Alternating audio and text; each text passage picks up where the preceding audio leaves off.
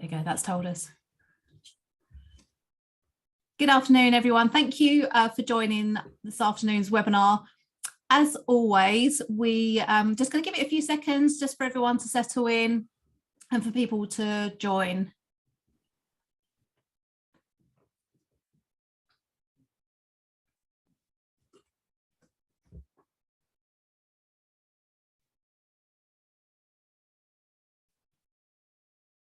We'll just wait a few more seconds.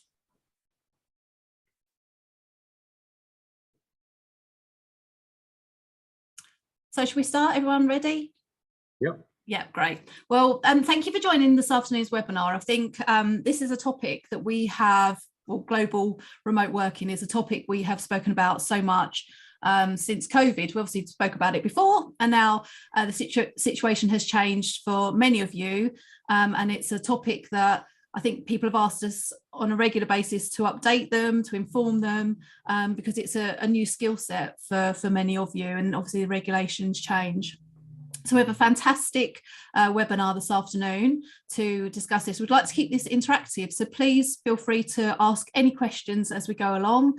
If you have any queries, please let us know. The session is going to be recorded and it will be available within about 24 hours on our website. So just to start, I'm going to pass you over to Lee, and Lee will go into a bit more detail. Thank you. Thank you very much, Mel, and good afternoon, everybody. A pleasure to be speaking with you this afternoon. So if I can take you back 18 months or so, cast your minds back, God forbid, during that awful period, many of you will remember and indeed have had people who were living overseas or stranded overseas or going back to visit family overseas outside of the country that they normally work. And of course, the immediate priority was the health and safety and well-being of those individuals. But beyond that, it was things like tax, payroll, social security. Do we trigger a corporate presence, etc.? And some of you will remember we did some webinars around that in 2020, looking at those immediate things. You know, how do you manage tax risk and payroll in those circumstances? Well, 18 months down the line, and we're here now. And of course, globally remote work is still here and is increasing. And indeed, many companies are now not just treating it as something which they're reacting to, but are building it into their policies and wider kind of talent framework. So Mel and I thought it would be really great and interesting to invite Max and Kevin along from Global Mobility Advisory, because they actually specialize in the HR aspects of globally remote work, which covers obviously the whole gamut of things that you will need to consider with regards to globally remote working. So without further ado, I'll pass you over to Max, who's going to lead the rest of the session along with Kevin. Thanks, Max. Thanks, Lee, and hi, everybody. Thanks for joining today's webinar. As Lee mentioned, my name is Max Newbigging from Global Mobility Advisory, and I've also got my colleague Kevin Griffin with us today. And as Lee mentioned, you know, the plan for today's session is really to sort of share some of our insights on the topic of global remote working. We'll introduce ourselves very quickly and then talk a little bit about the sort of changing world of work that we've seen over the last sort of 18 months, cover some of those common definitions that we may have seen in the press and on LinkedIn and various other sources around this topic.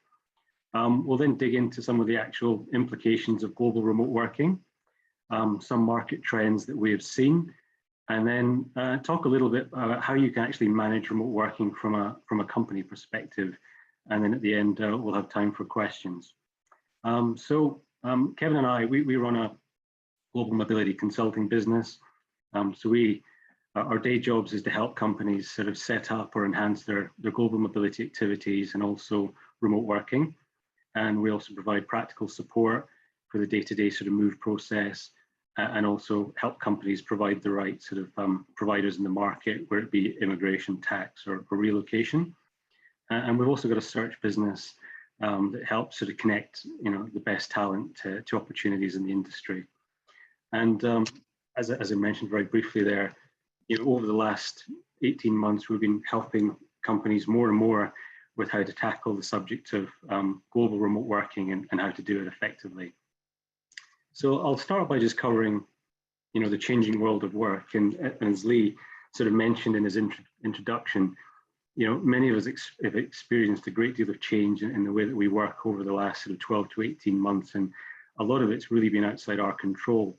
But we've seen the pandemic has led to, many of us working differently, and also it's really accelerated greater flexible working arrangements in many organisations. And many of us have been embracing technology to a far greater extent, like Zoom and Teams and various other platforms. And I think, although we're starting to see more and more employees who return to offices, the number continues to be much lower than sort of pre-pandemic levels. And I think, that's a trend that's likely to continue for the foreseeable future. I think from the employee perspective, many of us have started to think more about, how we work and where we work, and does it make sense to return to some of those old routines that we had before the pandemic, and long hours commuting and the number of hours we spent in a physical office. And I think we've also been thinking about, could a different approach to the way we work still enable us to be, productive and achieve our objectives. And I think one of the key learnings for many of us has been, it really varies by the individual. For some of us, working as effectively as possible is about working 5 days a week in an office and keeping a clean, separation between work and home life. For others, it's somewhere in between. And for some of us, we're as effective as we can be when we're working from home full time. I think from the employer perspective, we've also sort of seen perceptions have started to change, and many employers have realized that providing greater flexibility doesn't necessarily mean a drop in productivity, and in some cases the opposite effect has happened.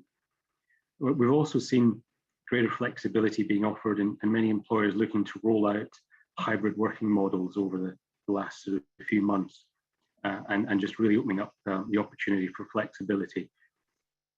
With this greater flexibility, we've also seen changes in where people work, and that brings us to the topic of today's discussion and global remote working. And some employees are not just looking to work from home, but and work from their contractual employment location, but really work from a different country, and that's what we'll sort of focus on today. So we thought we'd start by just covering some definitions. There's been lots of new terminology sort of out there around this topic, so we thought we'd just try and clarify it for some people. And today we're going to focus on that sort of global or international remote working. So simply put, this is a scenario where an employee or an individual is working from another country that is different to their contractual employment location. For example, UK employee on a UK employment contract, UK payroll, UK tax, but they're looking to work from, for example, France for a period of time, or in some cases indefinitely. Some of the other terms that we've seen in this area are, working from anywhere. This often gets used by sort of organizations to sort of convey the message they are, a flexible employer and the place to work. And it's quite a broad statement, so the devil really is in the detail. And we've sort of looked into some of these policies and companies that have mentioned this, and in some cases it doesn't literally mean their employees can work from anywhere. There are some restrictions that apply. We've also seen some organizations almost pulling back from their initial sort of public statements of saying, yes, we're allowing our employees to work from anywhere, once they've started to sort of fully understand some of the challenges that need to be addressed to make it work in a compliant fashion. Another term that you may have seen is sort of hybrid working, and this has been used, and it is a sort of type of flexible working where an employee splits their time between the workplace and working from the home or elsewhere. And we've seen different organizations adopt very different approaches around this, where they would like to see employees in the office a certain number of days each week. In some cases, we've seen businesses be very sort of flexible around this and leave it up to respective teams and functions to sort of work out what works best for them, and they can manage their teams as effectively as they need to. Another sort of common term in the media has been sort of digital nomads, and these are also a sort of category of remote workers who travel and work from different locations and leverage technology to do so. And this group tends to be sort of freelancers or self-employed workers, and they're either working for themselves or other companies as independent contractors. There are many other terms, but those are some of the key ones we've seen. So I'll talk a little bit about, what are the implications of international remote working and what needs to be reviewed and considered before deciding if a request can be approved or declined. So I think the first issue that tends to spring to mind is really around those kind of employee and employer tax implications. It seems to get everybody's attention because there could be sort of costs around it. And I think from the employee perspective, working remotely can impact the employee's tax residence position and may trigger a tax obligation in the host location. And from the employer's perspective, where the employee has triggered a host tax implication, this is not always something the employee can resolve via their own sort of personal tax return. And this can have serious implications for the company and the individual, where it's the company's obligation to sort of withhold and report tax on behalf of the employee. And where this has not been set up correctly, we've seen penalties get applied to the company for non-compliance. So it's a very area that you need to be very careful with. The other area on the tax piece is the employee may sort of accidentally create a taxable presence of the home employing entity in the host country for corporate tax purposes, also known as permanent establishment. So the risks can be quite big for the company. And we often find this is quite a challenging area because I think of a lot of employees and even employers are not fully aware of this potential connection between what an individual may be doing personally and how that can impact their employer. I often get sort of asked, why does my employer need to know if I'm working from my holiday home in Spain? And there's all these connected implications that you really need to think about. Lee, I know this is your sort of hot topic and your sort of key area of expertise. Is there anything else that you think is important to mention around the employee and employer tax implications? Yeah, sure. No, I thought it was a really good summary, Max. I think there's just a couple of things I wanted to pick up on. The permanent establishment piece is the bit that vexes a lot of people or exercises a lot of people with this, and it isn't always doom and gloom. So the OECD, who basically arbiter the double tax treaty network that we have between all countries, have given guidance which states that essentially where an individual's home, because that's essentially what you're seeing is the permanent establishment, where an individual's home is the PE, it needn't necessarily be a PE where the home isn't at the disposal of the employer, i.e. the employer hasn't required the individual to live there, they're just living there of their own accord, not for any other business reason. So there are some things that can be looked at to minimize risk. Of course, that you need to take into account, as Max said, all the facts and circumstances of a particular case, particularly where you've got numerous individuals in one country, because then that obviously increases your level of risk. I also wanted to say that even where permanent establishment is a risk, one of the things that's been causing my clients some issues is around where countries have mandatory reporting obligations for foreign employers. So Canada, for example, you're required there to set up a payroll, even where you've got no permanent establishment, if you've got somebody who's taxable there. India's another one, and little known, but India does have rules also about mandatory foreign payroll registration. So look out for those countries, and there are there are a number that are out there in that category. And I also wanted to mention the EU, because whilst we're outside of the EU now, just to remind people that we're actually still in the EU regulation for social security. So I think you're going to come on to that point, Max, but just to flag it. And then I suppose two things that I've seen come up a lot recently on the tax front as a question. The first one is, can I just self-employ people? Because it'd be much easier that way, and we don't need to do anything as an employer then. If it were that easy, that would be a great solution. Unfortunately, it isn't. Firstly, because you can still trigger a corporate presence via a self-employed person. And secondly, because most countries will have employment status rules like we do in the UK with IR35, etc., to deem that person to be an employee, even if you call them self-employed. So it could be an option in some cases, but it isn't often a solution really for the long term. And then the other one is just to be really careful about return visits for overseas workers in the who are formerly in the UK, but now say they're based in Italy or Australia or wherever. They're non-resident. You might have an NT code in place for them. If those people come back and work in the UK, then the likelihood is they're going to re-trigger a pay-as-you-earn obligation, even if they're non-resident. And so that has caught out a number of employers who are UK based and haven't realized that, oh, right, we've got people coming back working here from potentially their homes in the UK for part of the time. That will re-trigger, in most cases, a pay-as-you-earn obligation again. Thanks, Max. That's my points. Thanks, Lee. Really, really interesting insights. And I think the last point I just wanted to make around the tax piece was, it's not all doom and gloom, because we did see, during the pandemic, clearly there was a number of individuals that were stuck in locations temporarily and they couldn't fly or they couldn't move because of travel restrictions. And some locations did sort of almost look at their tax rules and provide a bit more flexibility because of the sort of COVID situation. So if you have had people, employees working remotely during that period, there may be some sort of relaxation of the rules in some places. So the next sort of key point that Lee just touched on was the social security aspect as well. So the employee may sort of trigger a host country social security reporting and collection obligation in the host country. So it's very important to sort of think about that as well if you have people remote working.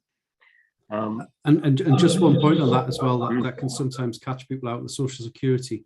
If you're a UK employer and you have somebody remote working in an EU country, then even if you don't have a corporate presence there, you don't have a registered office or a corporate entity or a permanent establishment, if they trigger social security in that country, you will be required to register there. And I have seen cases from the French authorities and also the Swedish authorities where they're sending demands to UK employers through HMRC, which they're allowed to do under the EU Mutual Assistance Recovery Directive. And essentially they can demand that. So just watch out for that as well, because of course, if we're 2 or 3, 4 years down the line, that could bite you at some future point, and those countries have the right to retrospectively assess that upon you as a UK company. Great, thanks, Lee. The next item is employment rights and employment law sort of factors that you may need to consider. So it can often be overlooked, but employees who sort of work remotely overseas may be entitled to the employment rights of the host location by simply being physically present in that host location. And these rights may be more generous in the home country, and the company may have to honor them or face sort of legal implications. So a lot of the time it won't be an issue, but if employment relationships turn sour and an individual ends up in a termination situation, you may have to consider those factors of where they're actually physically doing the work. Another key area that's also very important is around immigration. So the employee may trigger a host immigration issue if they're working in a location where immigration clearance may be required. And this can create a compliance issue for both themselves and the employer. Employees may be entering host countries using sort of tourist visas, and they are not designed to allow work activities. So you've got to be very carefully. We've also seen a number of locations actually look to embrace international remote workers and start to issue specific visa categories to encourage individuals to work from their country. For example, Dubai has introduced a virtual working program, which costs around $600 to apply for a 1-year visa. And then if the individual meets a minimum sort of earning requirement of around sort of $5,000 per month, they're welcomed with open arms, and you can go and work in that location. And so that's something that we've seen of companies actually seeing the change in how people are working and trying to encourage international remote working within their location. Another area that's often overlooked with the immigration compliance is if an employee is on a sponsored visa in the home country, this can be invalidated by any sort of significant periods of remote working overseas. So, UK as an example, you've got to sort of let the Home Office know if you've got anybody that's on a sponsored visa and should be working in the UK, and if they're doing things from other locations. And it can also have a big knock-on effect to the individual themselves, because it can make it more difficult for them to apply for things like indefinite leave to remain if they've been out for a long period of time. Another issue that is important is data protection and security. So data protection issues can apply where personal data is transferred between the employee and the company, dependent on the home and host jurisdiction.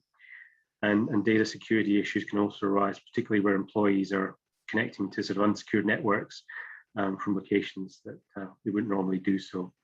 And I think this can also knock on to the next point, which is around sort of organizations that deal with external clients. There may be sort of client contractual obligations where the work has to be conducted in a particular location. And if it's done remotely, that can sort of be in breach of the contract and can cause the employer some issues. Max, oh, sorry. Yes. Is this a good time to ask a question? Yeah, please do. Okay, so sorry, I didn't mean to interrupt if it was the wrong point, but we've got a couple of questions. A company is looking at reimbursing employees globally up to €300 for purchasing furniture for working from home, and or those who have opted to work from home from 2 to 5 days a week. We understand that this may trigger tax and reporting obligations, but again, they may be exemptions. What insight guidance can you give?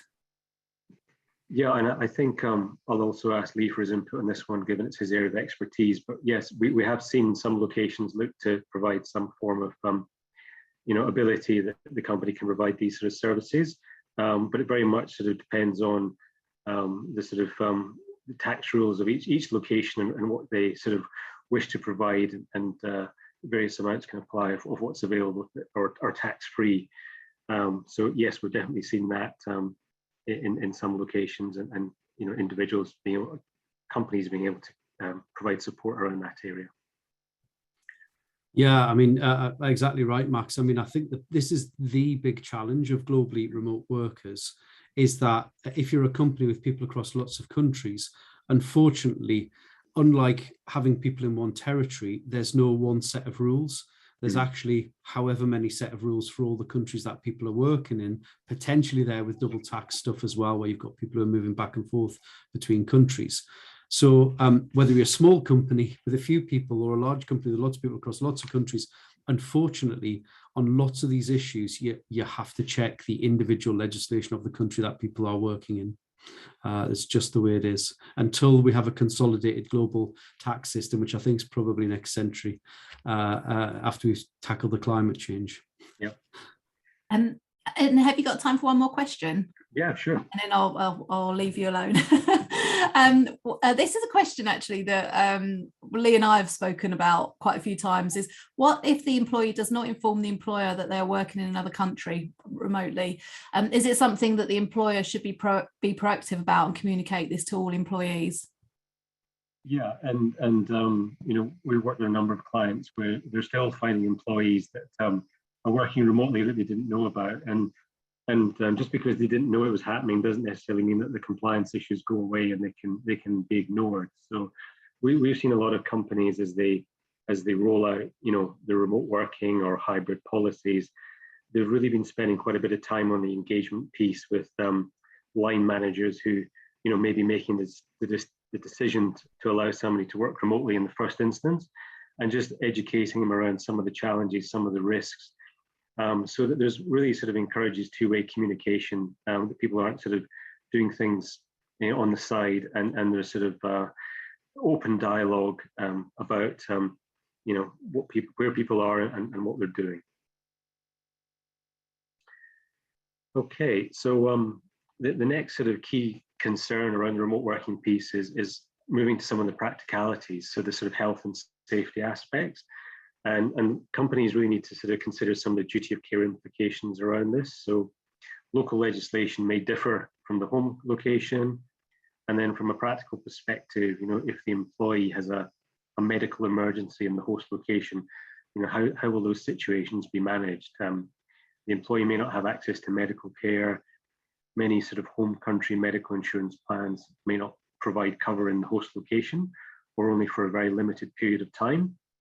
And in some cases, the employee may need to arrange their own sort of travel insurance policies to cover medical needs in the remote working location. So I think it's very important for companies to sort of be very clear around what they are covering and what they aren't. And then if they are going to provide the support from a medical perspective when employees are working remotely, make sure that the cover is in place.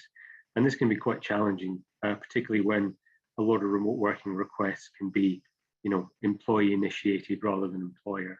So it's an area that companies need to think about. And the next sort of topic, again, on the sort of practicalities, is just around, managing issues with company equipment. If somebody's got a laptop and they're working from Lithuania, but they're normally based in the UK and it breaks, how do you get that fixed and how do you sort of do it quickly? And also company insurance policies, may not cover for property lost overseas unless it's covered under, some of the other policies that businesses may have in place. So, all of those things need to be considered when you're looking at remote working. So we've talked about some of the sort of challenges and things you need to think about. So how do you sort of actually manage this activity if you want to provide employees with flexibility and allow them to work remotely? So we've seen the sort of discussion around this sort of fall into two kind of clear areas. You've got your temporary international remote working requests and also permanent. So for the permanent requests, we've seen some interesting sort of market trends dependent on sector. So I think within the financial services space, banking, insurance, asset management, those kind of companies, we've seen them taking a very kind of cautious approach when it comes to international remote working. At one extreme, there's one rather well-known sort of US investment bank that we've seen in the press come out and say, we very much like our employees to be working in their contractual employment location and also physically in their offices. But I think the majority are looking to provide, a bit more flexibility, but in a fairly controlled and limited way. So we've seen in FS, particularly a number of our clients, they've sort of set the allowable duration of remote working to around 3 weeks to sort of 30 days per year, where employees are allowed to work remotely from another country. And that 30-day period in some cases is work days, or in some cases it's just physical days of presence in a host country. And where individuals, particularly in sort of financial services that may be in sort of sales or investment roles or conducting regulated activities, we've seen them sort of not being allowed to work remotely at all, unless those cases have been reviewed by internal tax teams and compliance and HR and other sort of external tax providers. If somebody's doing a regulated role and they've got stuck because of travel restrictions or some other reason, we've seen them being allowed to work remotely, but certain aspects of the role have to stop and colleagues in the home country have to pick them up and support those. I think employees in general, they where employees want to work for longer than 30 days, they either have to take sort of annual leave or utilize and get unpaid leave. So companies are really trying to stick to the sort of policies that they're establishing. I think in some of the other sectors we've seen, so sort of media and technology, we've seen a little bit more flexibility in the durations of stays allowed internationally, but companies are still sort of analysing the risks more broadly and what can or cannot be offered. So from a sort of policy and process perspective, we've seen organisations, conduct reviews on their sort of current remote working populations and identify if any employees have triggered any implications, and then look to address those implications where known. Some have conducted these reviews by their sort of own in-house corporate tax teams. Others have sort of leveraged their tax advisors or other external advisors to do a review for them. And as I mentioned, organizations are really looking to stick to their policies around this, but there are inevitable exceptions. So, if somebody's having to deal with a family situation where they've got a sick family member, or, the travel restriction piece where they're stuck, companies are offering a degree of flexibility where they can. From a sort of policy perspective, we've seen organizations drafting standalone international remote working policies, factoring this into their broader flexible working policies, or most recently introducing sort of hybrid working policies to all of their employees. In many cases, when an individual is making a remote working request, we've seen them having to go through some form of formal request process, either by filling out a good old-fashioned sort of form or using the company's technology system to make a request. And the requests tends to sort of provide all the sort of key information that's required to enable the organization or their advisors to review the scenario in full and sort of identify what the risks may be. So commonly we've seen, you know, that information being, you know, the employee's name, their role, what duties they perform, the reason for the request and why they want to work remotely, the duration, the host location. And then we've also seen some companies ask some further questions like, you know, how will this impact your ability to do your role, but also how will it impact the team around you? Will they have to pick up additional responsibilities if you're not in your regular and contractual employment location? The review or the review process tends to be done by a specific individual or team. And we've also seen a number of organizations sort of have a cross-functional committee set up for somebody from HR, from tax, from legal and compliance, and they look at the request and sort of view it on its merits and then decide the level of flexibility that can be provided if it's outside the company's policy. If the remote working request is approved, these tend to be tracked and monitored to ensure what's been approved continues to actually be applied in practice. And we've seen companies use good old-fashioned spreadsheets to leveraging technology to sort of see where people are and what they're doing. I think moving to some of the permanent remote working requests, we've seen companies sort of handle this in a slightly different way. So some organizations are just saying, you know, flat no, they'll not be entertained. We don't want you doing your UK job from France. Other organizations have reviewed these requests in a similar way to the temporary remote working requests I've outlined and looked at all the different factors on its own merits. And I think, you know, they've looked at things like what's the right thing to do for the organization, for the employee, their co-workers, does it set a precedent? And what really is the best thing to do? Because a lot of those sort of risk factors that we mentioned before can come into play when you're dealing with those permanent requests. I think where organizations do wish to accommodate the sort of permanent requests, we've seen them looking to move individuals to the sort of local employment arrangements in the host location.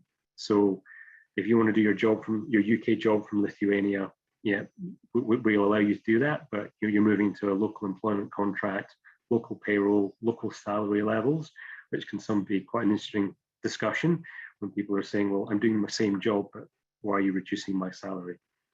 But that's the approach we've seen. And I think, you know, how do you determine what roles can work remotely? You know, it can be very difficult because I think companies really need to think about the scope of flexibility they wish to offer. Because if you start doing it for everybody, it can be a very big task to manage. So some companies have been really sort of looking at different roles and, you know, what does the person actually do on a day-to-day basis, and could they actually do that remotely? So, you know, if you have a job that you're a client relationship manager in Singapore, you know, doing that job from the UK, you know, it's going to be fairly challenging and difficult to do successfully if you can't sort of visit clients face to face. One client that we saw who did want to offer a lot of flexibility, they sort of looked at all the different roles and jobs within their business and established a sort of global hiring principles. So if an individual was in what they categorized as a global role, where they were a very senior individual who had responsibility for multiple countries, you know, there was a lot more discretion on the the location that an individual could work, as long as all the sort of tax and social security and payroll implications had been assessed and could be handled correctly. The same was for regional roles. But then they also had what they classified as sort of local roles. So if you had somebody that, for example, worked in security or technology, and they had to sort of walk around an office and help people with, setting up the computers, it didn't make sense for that person to be living and working in another location. So they sort of looked at roles which were, no exceptions. This role has to be in the location where the contractual employment is. And other roles, they had a little bit more flexibility, particularly around, somebody that had critical or really specialist skill set, and they couldn't find that talent in the UK job market, for example, and that person was based in Spain. Then the exceptions may sort of come into play, and they'd come to some kind of solution to enable that individual to work from that location on a permanent basis. So I think, so far we've covered, what is remote working, some of the key implications, some ways you can manage it. And I think the overall message is remote working, can be a very positive thing, but it can also be quite complicated. And it can also create sort of quite a bit of additional work. So it's important to sort of understand the risks and if this is something that your organization wishes to offer or consider. And I think the other key thing is it's also a very new and evolving area. So there are, companies starting to emerge that have technology and other solutions to help organizations manage some of this complexity a lot more effectively. And I think remote working over time will become something that's a lot more easier to manage. And I really don't see it as being a sort of temporary thing that sort of happened because of the pandemic. I think very much so it's almost a change in the way people are working, and it's going to give some companies a real competitive advantage from a talent perspective if they are able to really hire talent anywhere in the world.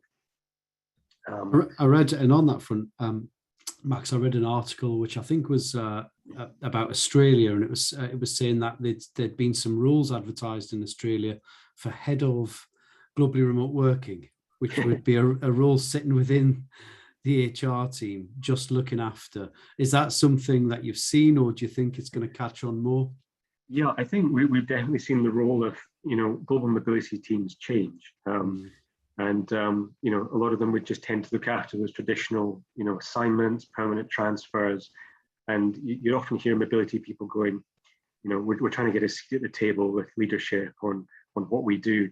And now they've been really front and center because they were brought in sort of quite sort of on a reactive basis. We've got all these people working in places. How do we manage it? Are there any risks? So a lot of teams have had to sort of upskill, and a lot of them are now dealing with remote working as part of their sort of broader role and function. And the global mobility teams are really the mobility teams for organizations and dealing with the short-term business traveler space and everything else. So I think it is evolving, and we've seen the job market as well is also fairly buoyant at the moment, people moving around and looking to get into this area. So yes, I think there's certainly more to come on this topic.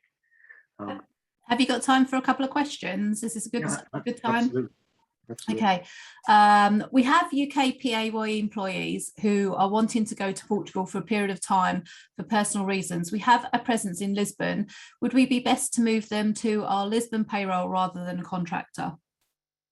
I should probably pick that one up. Yeah, please. Yeah. Please. So on that, really, I think I certainly wouldn't move them to a contract basis. You're just going to create issues there that somebody's been an employee and they're unlikely to be accepted as a self-employed individual, either in the UK or Lisbon, unless there's been some huge and significant change to what they're doing. So I think it sounds like that continuing as an employee would be sensible, unless there's good reason to do otherwise. So given that, really, what you're then looking at is would those duties be exempt from tax in Portugal? And what you might be helped with is that we've got a double tax treaty with Portugal, whereby if you spend less than 183 days in any, I think it's 12-month period or tax year in Portugal, you continue to pay them from the UK and bear their costs in the UK, then there's a potential exemption from tax in Portugal. So you might want to explore that angle first, depending on how long they're spending there, whether it's a couple of weeks or whatever, because that might give you a get out from Portuguese tax.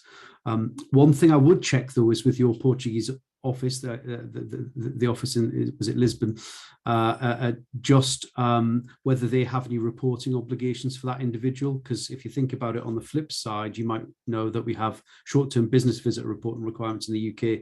That's just to check whether, in Portugal there's something similar. So I'd check for exemption first, and then if not, I think really you're into, well, are we going to second this individual for a bit? But I certainly wouldn't rush to have them employed by the Lisbon entity, because that would really be disruptive for their continuity of employment, and also has other implications for them from a social security point of view. Thank you. No more questions from me for now. Thank you. Good.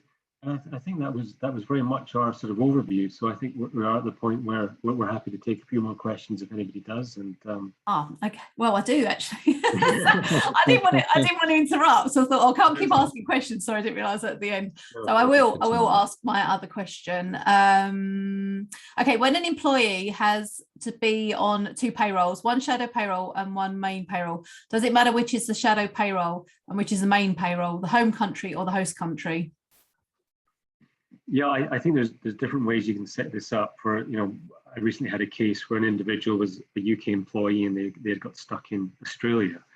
So they pretty much had stayed on their sort of UK employment arrangement, UK payroll, but because of the period of time they had spent in Australia, we had to set up a shadow payroll in the host location to manage all those sort of Australian tax withholding obligations. So that's the sort of model I've tended to see operate. And Lee, I don't know if you've got any other comments you want to make on that point.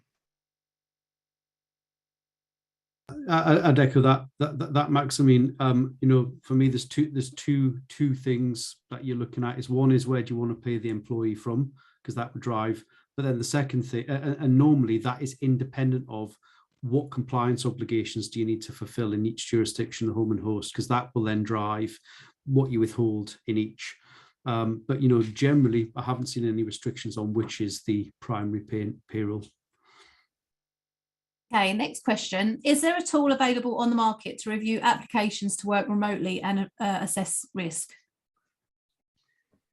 Well, we can help. So we can do that. But yeah, we're sort of seeing lots of, the big four and lots of other tax advisors sort of trying to sort of get into this space. A lot of them have got very sort of detailed technology platforms, but they can be quite expensive. So I think for us, what we tend to do when we help clients with this is we go in and sort of review their appetite for remote working. Is it something that they do wish to embrace fully? Is it something they want to offer on a restricted basis? And then we help sort of do the review of their initial population and help them sort of put policies and processes in place to manage it and the process around it. And then, but some larger organizations that have want to really fully embrace this, there are some solutions in the market that you can use that can help you assess the risk at a very sort of high level. But a lot of these situations, you have to dig into sort of case by case. What's the employee's situation? Where are they tax resident? What are they doing? What visas are they on? And we almost have to do a deep dive review. So there's different levels to manage it. Yeah, and on that one, just to add to that, I completely agree, Max. I mean, I'm working with a company at the moment. I won't name them because they're trying to launch in the next year a product which essentially gives HR kind of a question answer to lead them to what they should do in a particular territory. Now that's only part of their solution, but I've been testing it out, and the issue with these things is just as you said, is that at least in this day and age, there isn't a piece of IT sophisticated enough to capture everything that you need to make a judgment as to, okay, somebody should be on payroll, somebody shouldn't, because even the smallest of details can change the outcome markedly in a country. So I think though that kind of IT, I think is spot on. It's just can really help at a high level so that you're actually, when you're working with advisors, that you've already framed the questions and the things that you need to look at. Because I think the thing that costs employers money is where people go to advise and they just say, here it is, can you go and give us the answer? Then obviously that's a lot of work. But if you've got halfway or 2/3 of the way there, and then just looking for confirmation on specific technical points, I think I can certainly see the benefit in that. Yeah, Liam, and we've also seen a lot of these systems, they're very much focused on, the tax, social security, maybe posted worker pieces. But there's also those other elements that you sometimes need other external parties to get involved in, like, what's the employment law in Spain, and do they have any rules around this cross-border employment arrangements, because they want to protect the local labour market. So you're right, there's a lot of products that are in element that I think they'll be able to support in the future.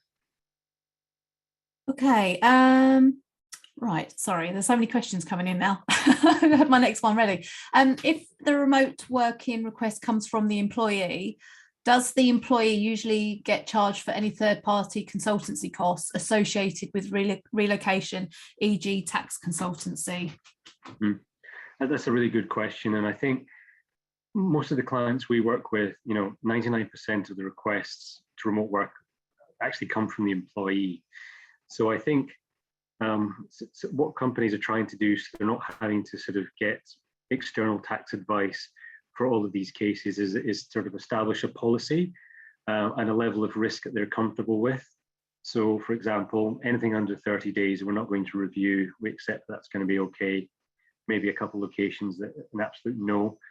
And then it's those longer cases that they will actually pull in advisors to get advice on. And we've seen in a lot of cases, it's the employer that's actually picking up the tab for a lot of that advice. But it's a key question, and particularly when it's employee initiated.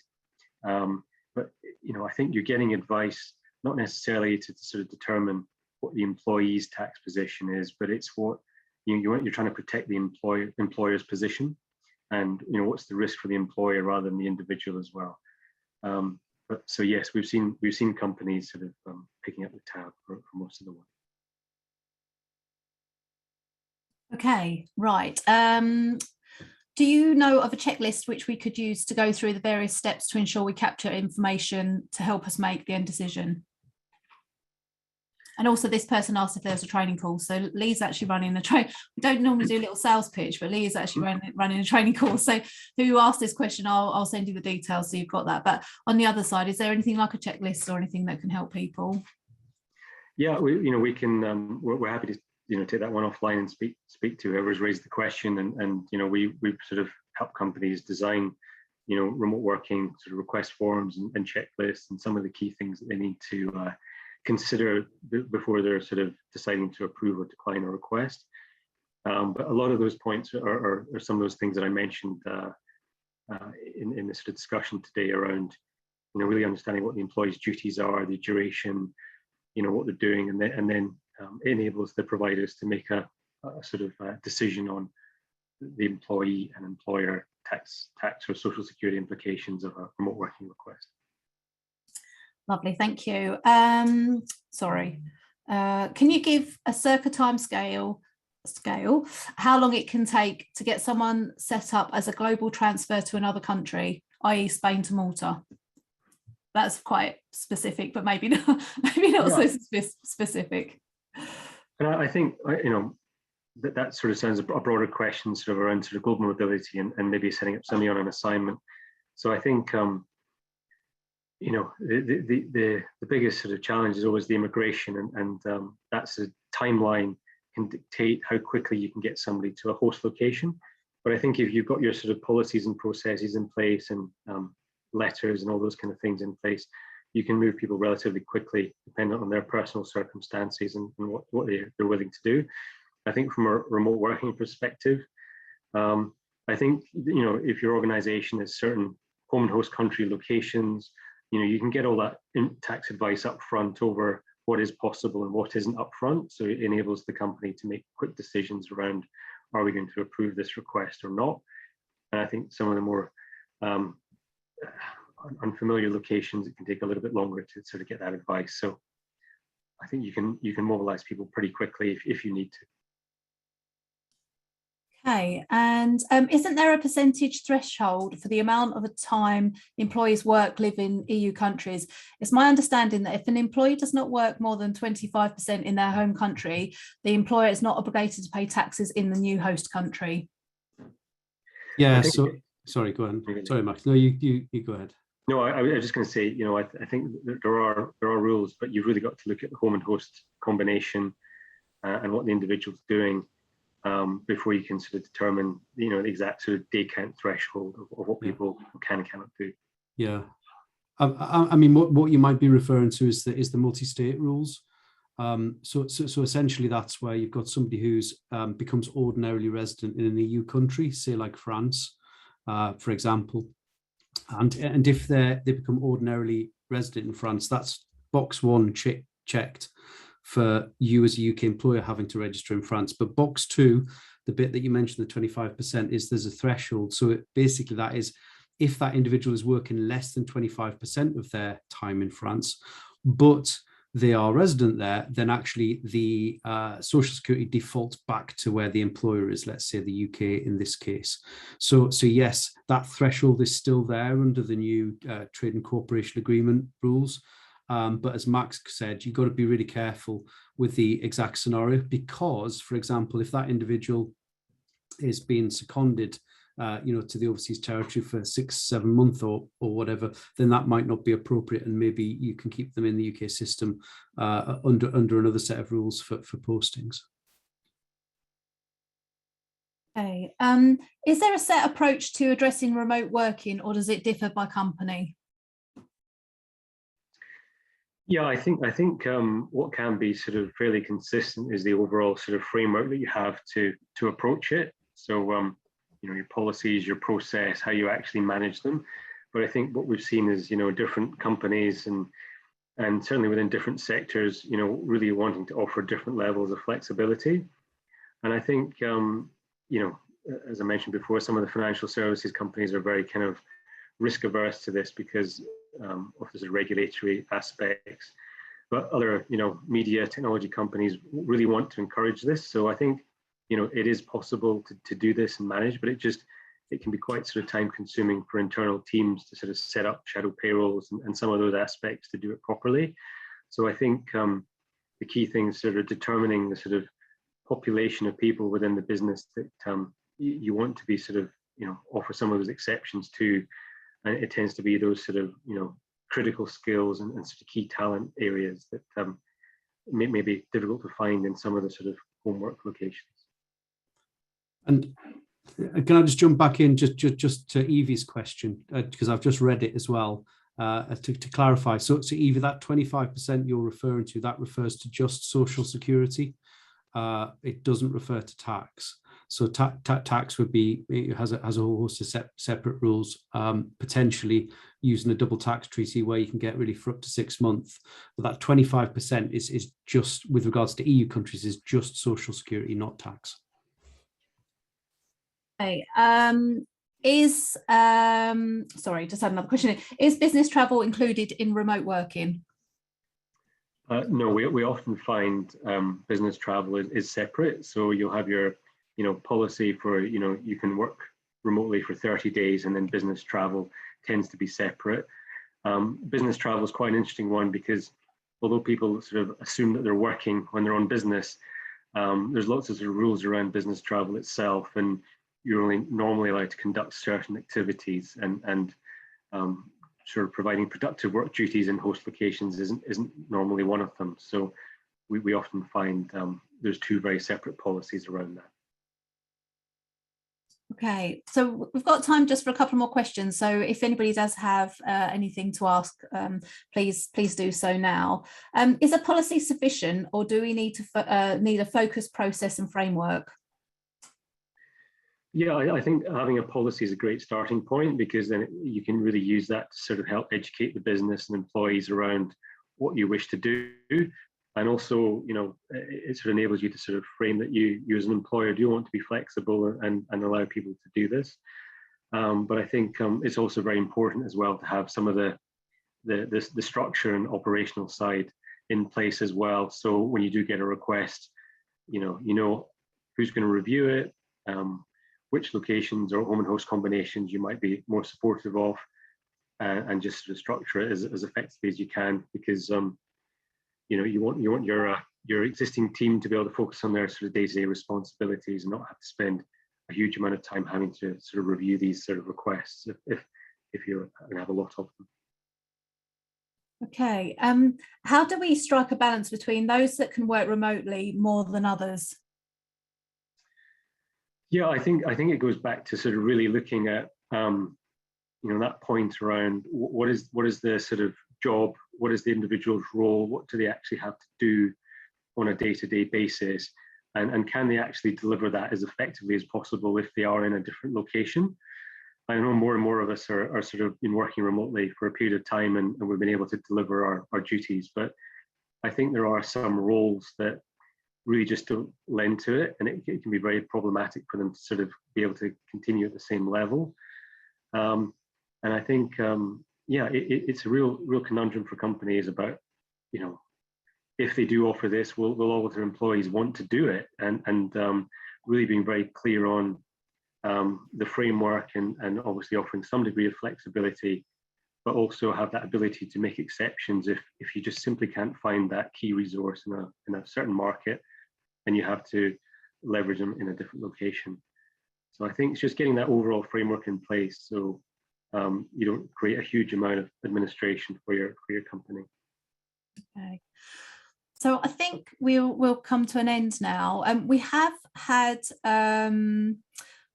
we have had a more specific question, which I'll pass on to the panel, and I think we'll answer that one offline because it is so specific. Literally just had one more question come in, so it would have to be a short answer if that's okay. Do employees need to apply for A1 prior, even one-day business trip to the EU countries, between the EU countries, and are the local social security authorities monitor it? And do the local security authorities monitor it? I think we've seen employers take different approaches depending on their level of risk. But I think for one day, Lee, I think it's been very rare that we've seen employees look to apply for A1s and for very short business trips. But you may see different things emerging. Yeah, no, I agree. I mean, the strict rules issued by the EU are that A1s should be obtained in all cases. But the reality is for employers, of course, that just is not practical. One of the things that really helps with regards to this is that actually the A1s are just proof that you qualify under the legislation to remain in the home country system. So if there's a proper challenge at some point and you're assessed to Social Security overseas, then you can retrospectively obtain A1s. Now, it's a balance, unfortunately. There's no clear answer, but I would say if you've got people who are regularly traveling overseas, then you'd want to get them a multi-state A1 to cover them. If you've got somebody who's going over for a couple of days, then it's at your own risk. But I would tend to see employers not doing anything in those cases. Have I seen it challenged? I've heard of it being challenged, but I've not directly seen those being challenged. I suspect it's not widespread, but I've no doubt that some countries will be looking at them in some instances.